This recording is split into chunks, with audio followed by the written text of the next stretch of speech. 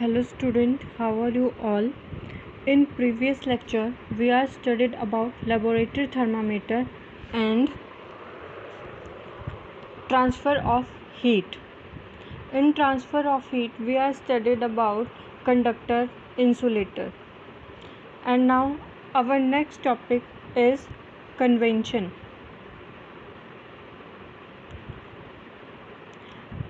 The water and air are poor conductors of heat. Then how does the heat transfer takes place in these substances? देखो, जो water होता है, air, ये poor conductor होते हैं heat के. ठीक है, अब हमने देखना है कि जब ये दोनों पुअर कंडक्टर्स हैं हीट के, तो इनमें हीट कैसे ट्रांसफ़र होती है एक प्लेस से दूसरे सब्सटेंस में. Activity 4.8. Take a round bottom flask. If flask is not available, a beaker can be used. Fill it 2/3 with water. Place it on a tripod stand. Make sure the arrangement to place the flask in such a way that you can heat by placing a candle below it. आपने क्या करना है, एक beaker लेना है. अगर आपके पास एक राउंड बॉटम फ्लास्क लेना है. अगर आपके पास राउंड बॉटम फ्लास्क नहीं है तो आप उसकी जगह बीकर का यूज़ कर सकते हो. उसके बाद आपने उसको पानी से भर देना है बीकर को, और उसको एक ट्राइपॉड स्टैंड के ऊपर रख देना, और उस ट्राइपॉड स्टैंड के नीचे आपने एक कैंडल रख देनी है. Wait till the water in the flask is still. Place a crystal of potassium permanganate at the bottom of the flask gently using a straw. आपने क्या करना है, उसके बाद पानी जब आप उसमें फ्लास्क में डालोगे तो जब तक पानी बिल्कुल खड़ा नहीं हो जाता फ्लास्क में, बिल्कुल एक जगह स्टिल नहीं हो जाता, तब तक आपने उसको रखे रखना है. उसके बाद जब पानी बिल्कुल स्टिल हो जाएगा, हिलना बंद कर देगा पानी, तो आपने उसमें पोटेशियम परमैंगनेट के क्रिस्टल्स डाल देने हैं. Now heat the water by placing the candle just below the crystal. उसके बाद आपने कैंडल जो नीचे रखी है उसको जलाना है और पानी को गर्म करते रहना है. Write your observation in your notebook and also draw a picture of what you observe. आपने अपनी ऑब्जर्वेशन को नोटबुक में लिखना भी है और आप उसकी पिक्चर भी बना सकते हो जैसे आपने उसको फिक्स किया है. When water is heated, the water near the flame gets hot. जैसे जैसे वाटर गर्म होने लगेगा, ठीक है, जो फ्लेम के पास का जो पानी होगा, जहाँ पे बिल्कुल फ्लेम टच कर रही है कैंडल की, वो बहुत ज़्यादा हॉट होगा. Hot water rise up, the cold water from the sides move downward the surface of heat. जो गर्म पानी होगा वो ऊपर की तरफ को उठेगा और जो ठंडा पानी होगा वो बीकर के साइडों में नीचे की तरफ को जाएगा. This water also gets hot and rise. ये वाटर कैसा होगा, हॉट. जो वाटर हॉट होगा वो ऊपर की तरफ को फ्लो करेगा और जो ठंडा होगा वो बीकर की दीवारों में नीचे की तरफ को जाएगा. अब जैसे आपको ये पिक्चर 4.0 दिखाया गया है, इसमें आपको ये राउंड बॉटम फ्लास्क दिखाया है, ठीक है, ये वायर गॉज एंड ये ट्राइपॉड स्टैंड है, इसके नीचे एक बर्नर रखा है. बिल्कुल आपने ऐसे ही अपनी एक्टिविटी में बीकर को अरेंज करना है. Hot water rise and cold water from the sides move down. अभी हमने पढ़ा था कि जो हॉट वाटर होगा वो ऊपर की तरफ को उठेगा और ठंडा पानी साइड्स की तरफ से नीचे को जाएगा. This process continues till whole the water get heated. This mode of heat transfer is known was convention. ऐसी प्रोसेस जिनमें हम कंटिन्यू सारे वाटर को गर्म करते हैं, ठीक है, उसमें जो हीट प्रोड्यूस होती है, हीट ट्रांसफ़र होती है कोल्ड ऊपर की तरफ को और हॉट ऊपर की तरफ को और cold downward. This process is called convention. Convention का मतलब होता है जिसमें गर्म हीट ऊपर की तरफ को उड़ेगी और ठंडी हीट नीचे की तरफ को. How does the heat travel in air, which direction does the smoke go. अब हमने देखना है कि जो हीट होती है वो एयर में कैसे ट्रेवल करती है और स्मोक किस डायरेक्शन में जाता है, जो धुआं होता है. The air near the heat source get hot and rise. The air from the sides come to takes place. In this way the air gets heated अब देखो जो हीट सोर्स के नीचे जो एयर जो होती है, जब हम हीट करते हैं किसी सोर्स को तो जो हॉट एयर होती है वो राइज करती है, उड़ती है। The air from the sides comes in to take its place. Air क्या करती है, अपना जो साइड्स होती है, जो भी हमारे पास बर्तन है जिसमें हमने पानी रखा है, उसकी जो साइड्स होती है, वॉल्स होती है, उसमें अपना स्पेस बना के रखती है।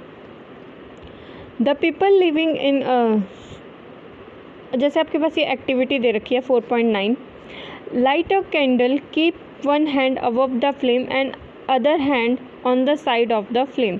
आपने क्या करना है, एक कैंडल को जलाना है, उसमें एक हाथ आपने फ्लेम के ऊपर रखना है और एक बिल्कुल साइड में, जैसे आपको एक्टिविटी 4.10 में दिखाया गया है।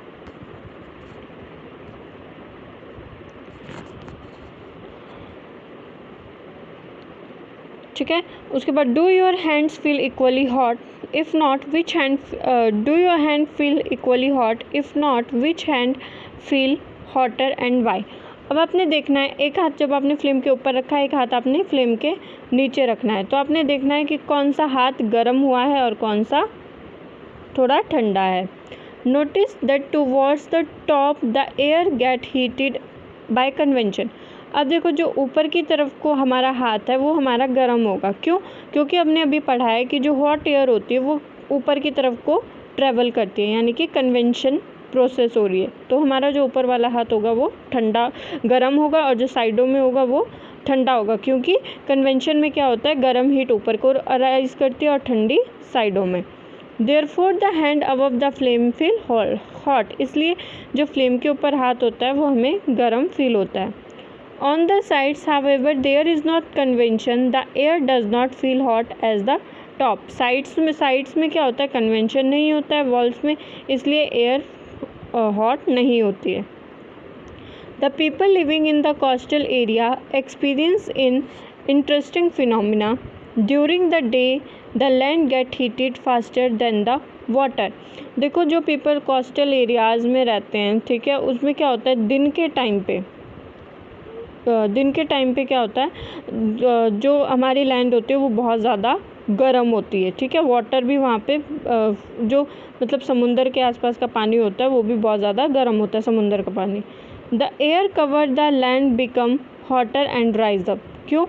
उसमें क्या होता है, फिर जब एयर हॉट एयर हो जाएगी दिन के टाइम पे, जैसे जैसे हीट बढ़ेगी वो राइज करेगी ऊपर की तरफ को। The colder air from the sea surface rush in towards the land to take its place, और जो कोल्ड एयर होगी वो सी की तरफ को जाएगी। The warm air from the land move toward the sea complete the cycle. The air from the sea is called sea breeze. देखो क्या होगा, सी ब्रिज में जो वार्म एयर होगी, ठीक है, वो लैंड की तरफ को मूव करेगी। ठीक है, लैंड से सी की तरफ को मूव करेगी अपनी साइकिल कंप्लीट करने के लिए। ठीक है, the air from the sea is called sea breeze, मतलब जो सी की तरफ को एयर जाएगी उसको क्या बोलेंगे हम, sea breeze. To receive the cooler sea breeze the windows of the house in coastal area are made to face of the sea. Sea की तरफ से, समुंदर से ठंडी हवा आ सके, इसलिए जो भी कोस्टल एरियाज़ होते हैं, समुंदर के आसपास का जो भी इलाका होता है, उनमें घरों की जो खिड़कियाँ होती हैं वो समुंदर की तरफ को बनाई होती है। At night it is actually the reverse, the water cool down more slowly than the land. रात के टाइम पे क्या हो जाएगा, जो लैंड होती है वो बहुत ज़्यादा धीरे धीरे ठंडी होने लगती है। So the cool air from the land move toward the sea. इसीलिए जो एयर होती है वो लैंड से सी की तरफ को मूव करती है। देखो जो हॉट एयर होती है वो सी से लैंड की तरफ को मूव करेगी और जो कूल एयर होती है वो सी से लैंड से सी की तरफ को मूव करेगी। That is called land bridge. When we come out in the sun, we feel warm. How does the heat from such reach us? अब हमने देखना है कि जब हम धूप में जाते हैं तो हमें बहुत ज़्यादा गर्मी लगती है, ऐसा क्यों होता है?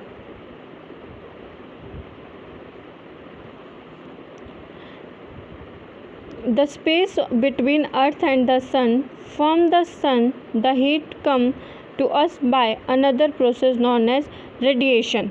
देखो, जो अर्थ और सन के बीच का स्पेस है वो थोड़ा ज़्यादा है, ठीक है, इसलिए जो हीट मतलब डायरेक्ट उसके बीच में कोई भी कुछ भी नहीं है हमारे और अर्थ के बीच में, ठीक है। डायरेक्ट सनरेज जो है वो हमारी अर्थ पे पड़ती है, इसलिए इस प्रोसेस को हम रेडिएशन बोलते हैं, ठीक है।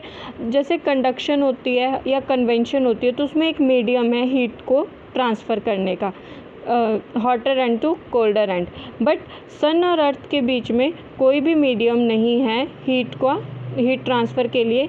सन की हीट डायरेक्टली अर्थ के ऊपर पड़ती है। This process is known as radiation. The transfer of heat by radiation does not require any medium. अभी मैंने बताया कि जो रेडिएशन होते हैं उसमें हीट ट्रांसफ़र के लिए किसी भी मीडियम की ज़रूरत नहीं होती है। It can take place whether a medium is present और नॉट। इसमें कोई भी मायने नहीं रखता अगर मीडियम है या नहीं है, ठीक है। नेक्स्ट टॉपिक आता है हमारा kinds of clothes we wear in summer and winter. अब आता है हमारा कि हम समर्स और विंटर में किस टाइप के क्लोथ्स पहनते हैं। You know that in summer we prefer light colors and in winter we usually wear dark color cloth. Why it is so? आपने देखा होगा कि समर्स में हम लाइट कलर के कपड़े पहनते हैं और विंटर्स में डार्क कलर के। ऐसा क्यों होता है?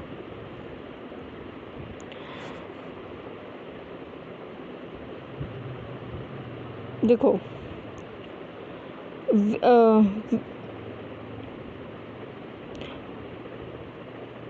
it is more comfortable to wear white or light colored cloth in the summer and dark colored cloth in winter.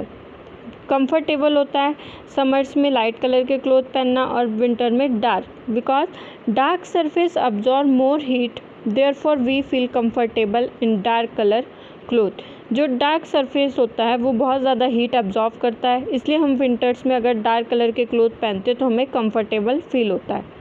Light colored clothes reflect most of the heat that fall on them, therefore we feel more comfortable wearing them in summer.